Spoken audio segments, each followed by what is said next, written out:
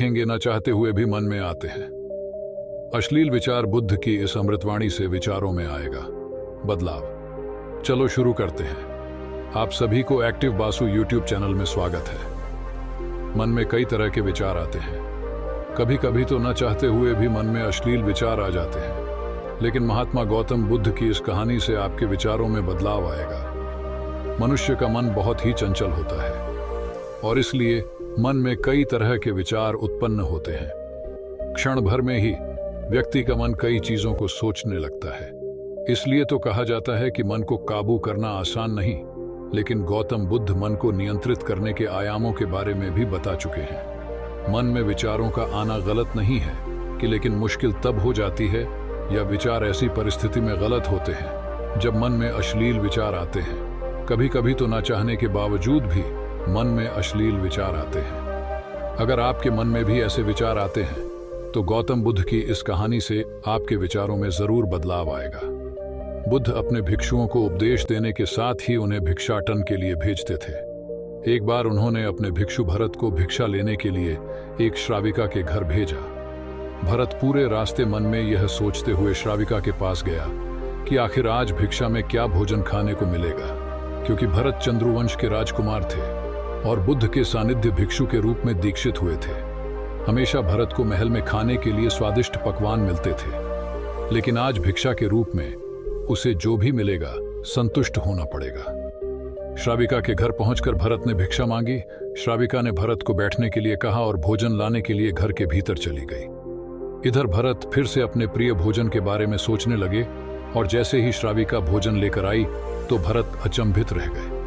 भरत ने देखा कि श्राविका ने उनके लिए उनके पसंदीदा पकवान परोसे हैं और अपने प्रिय भोजन को देखकर वह खुश हो गए। भोजन ग्रहण करते हुए भी भरत सोच रहे थे कि महल में तो उन्हें भोजन के बाद विश्राम करने की आदत है, लेकिन आज उन्हें भोजन के बाद वापस तेज धूप में चलकर आश्रम जाना होगा। लेकिन भोजन के बाद श्राविका ने भरत को कुछ समय के लिए विश्राम करने का आग्रह किया।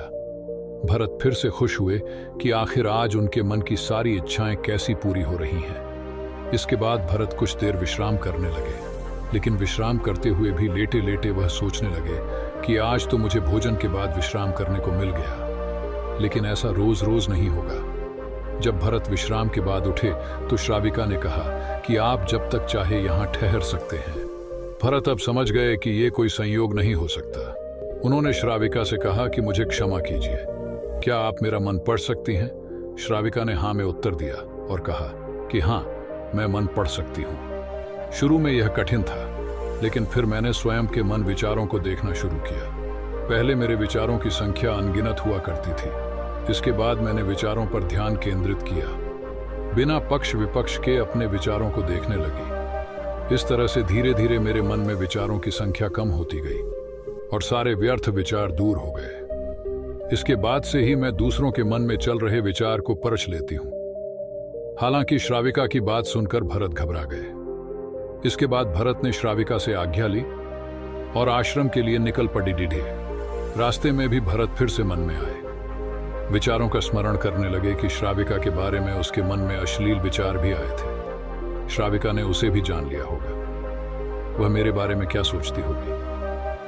भरत खुद को लज्जित महसूस कर रहे थे। भरत ने आश्रम पहुंचकर गौतम बुद्ध से कहा कि अब मैं कभी भिक्षाटन के लिए नहीं जाऊंगा। बुद्ध ने भरत को पास बुलाया और कहा कि क्या हुआ है, तुम मुझे सारी व्यथा बताओ।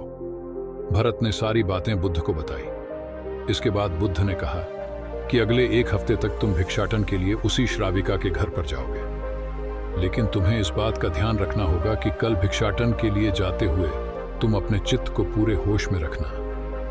तुम्हारे भीतर क्या विचार उठे उन पर ध्यान केंद्रित करना और यह भी ध्यान रखना कि तुम्हारे मन में कौन सी वासना उठ रही है। तुम कल इन सभी चीजों को ध्यान में रखकर जाना और इसके बाद मुझे वापस आकर बताना। अगले दिन भरत भिक्षाटन के लिए गए। बुद्ध के बताए अनुसार वह पूरे रास्ते अपने होश को जागृत रखते हुए चल रहे थे।